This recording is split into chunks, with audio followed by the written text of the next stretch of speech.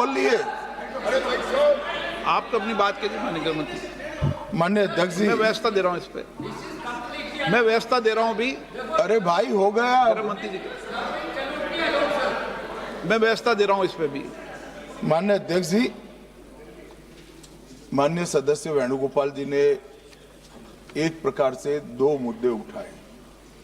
एक मुद्दा टेक्निकल है कि जो संविधान संशोधन होता है इसमें गण की आपूर्ति अलग होती है और जो कानून होता है उसमें गण की आपूर्ति अलग होती है। सदन के बहुमत के जो रूल्स है, जो नियम बने हैं, वो अलग अलग हैं, इसलिए इस पर साथ में विचार नहीं हो सकता। और दूसरा कि जब डिबेट होती है तब संविधान संशोधन पर डिबेट अलग होना चाहिए और बिल पर अलग डिबेट होना चाहिए। माननीय अध्यक्ष जी, ये जो 3 बिल, एक संविधान संशोधन और 2 बिल सदन के सामने अभी प्रस्तुत किए हैं, उसमें से संविधान संशोधन करने के बाद महिला आरक्षण को लॉजिकल एंड ले जाने के लिए ये 2 कानून जरूरी है, इसलिए 2 कानून साथ में लाए गए। एक प्रकार से संविधान संशोधन होने के बाद जो जरूरियात उत्पन्न होती है उसी में से ये 2 कानून लाने का सोचा गया है।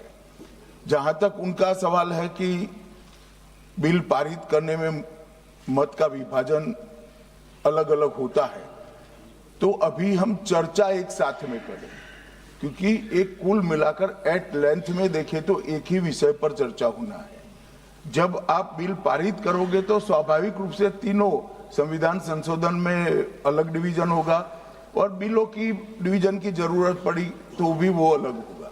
तो इसमें किसी भी प्रकार के औचित्य का भंग नहीं है और कई बार ऐसा हो चुका है, कई बार ऐसा हो चुका है। जैसे नारी शक्ति वंदन अधिनियम में भी ये तीनों बिल एक साथ ही आए थे और इसी सदन ने उनकी सहमति से पास किया, मगर आज सुबह वो विरोध करने का तय कर आए मीटिंग में, इसलिए हर चीज में विरोध ही किए जा रहे हैं।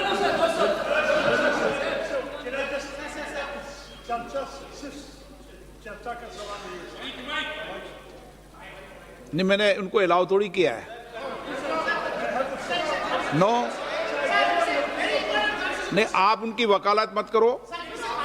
नो नो, शशि थरूर जी ने ज्ञान दे दिया वेणुगोपाल जी को, या तो वेणुगोपाल जी ज्ञान प्राप्त नहीं करते तो शशि थरूर जी को बोलने दिया इन्होंने।